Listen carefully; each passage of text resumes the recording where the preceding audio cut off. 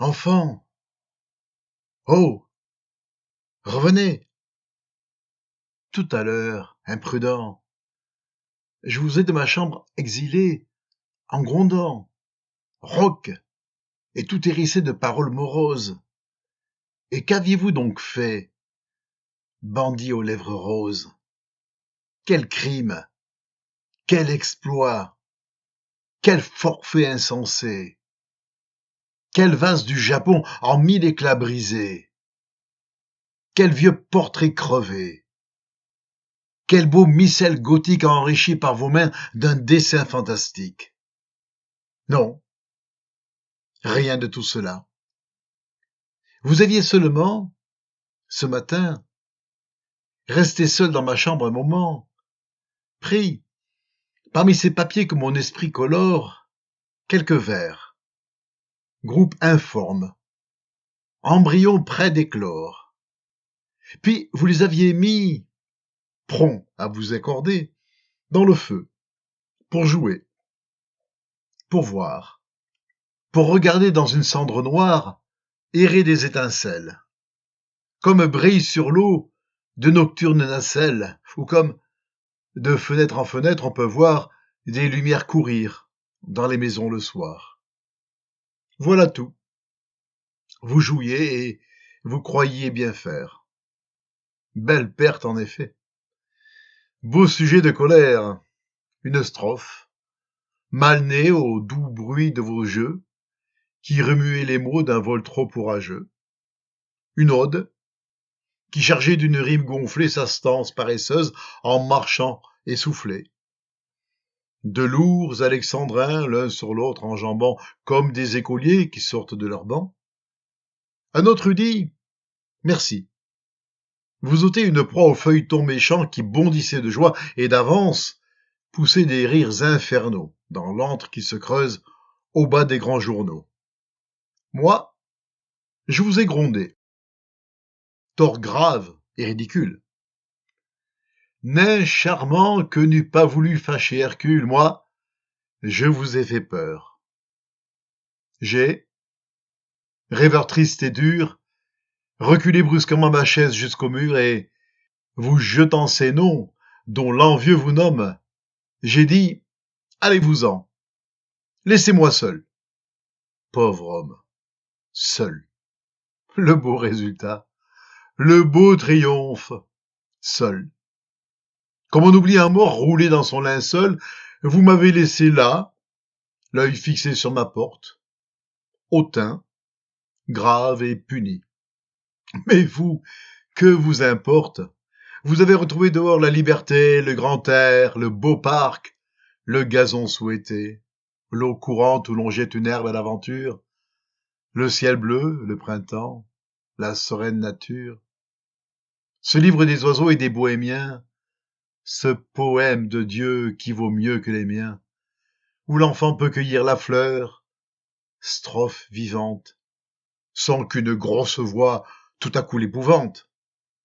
Moi, je suis resté seul, toute joie ayant fui, seul avec ce pédant qu'on appelle l'ennui, car, depuis le matin assis dans l'antichambre, ce docteur, né dans Londres, un dimanche, en décembre, qui ne vous aime pas, ô mes pauvres petits, attendez, pour entrer, que vous fussiez sortis.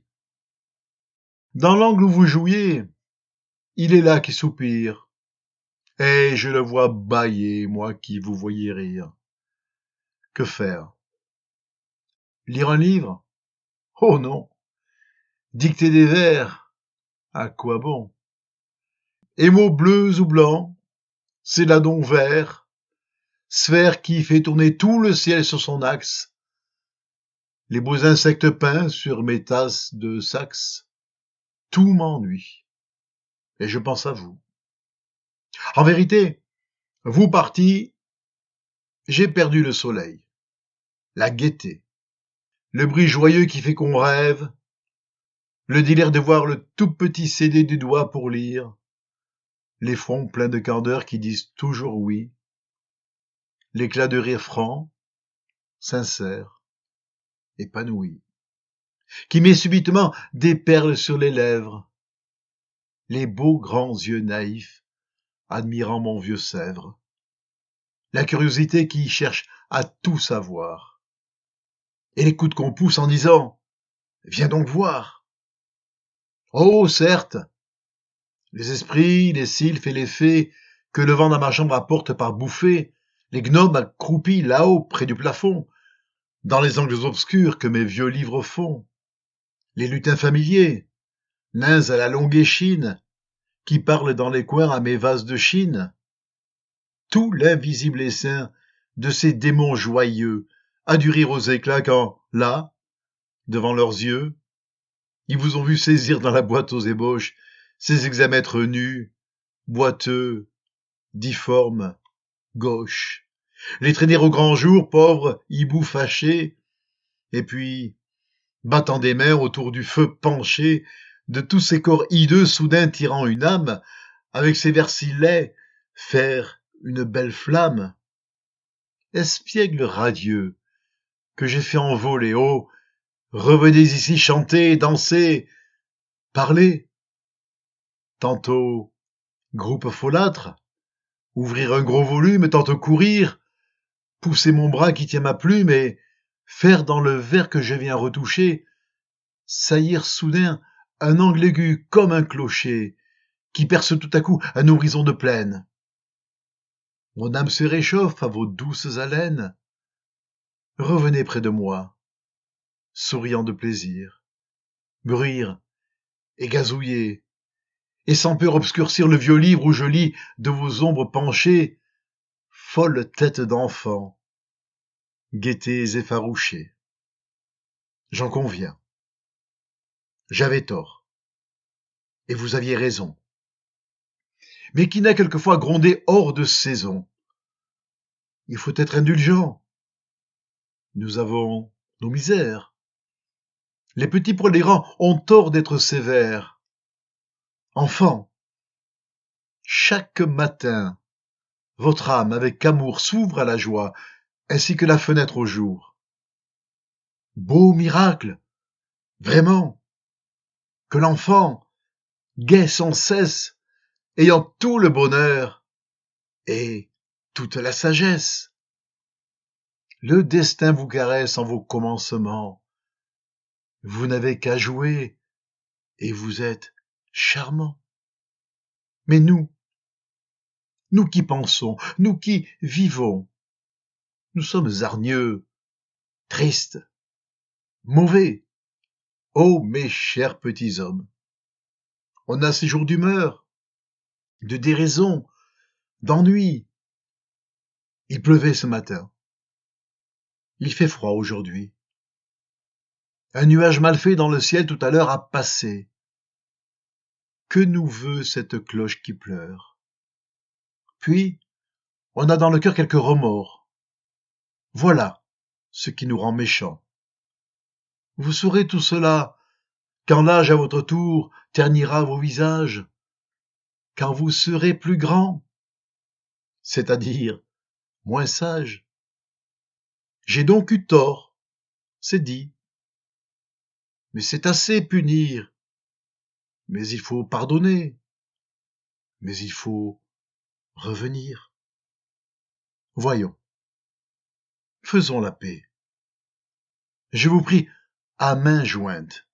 Tenez, crayon, papier, mon vieux compas en pointe, mes lacs émigrés, qu'une vitre défend, tous ces hochets de l'homme envié par l'enfant, mes gros chinois ventrus faits comme des concombres, mon vieux tableau trouvé sous d'antiques décombres. Je vous livrerai tout, vous toucherez à tout. Vous pourrez sur ma table être assis ou debout, et chanter et traîner, sans que je me récrie. Mon grand fauteuil de chêne et de tapisserie, et sur mon banc sculpté jeter tous à la fois vos jouets anguleux qui déchirent le bois. Je vous laisserai même, et gaiement, et sans crainte, ô prodige, en vous maintenir ma Bible peinte, que vous n'avez touchée encore qu'avec terreur, où l'on voit Dieu le Père en habit d'empereur. Et puis, brûlez les vers dont ma table est semée, si vous tenez à voir ce qu'ils font de fumée. Brûlez ou déchirez, je serais moins clément si c'était chez Méry, le poète charmant que Marseille, la grecque, heureuse et noble ville, blonde fille d'Homère, a fait fils de Virgile. Je vous dirais, enfant, ne touchez que des yeux à ces vers qui demain s'envoleront aux cieux.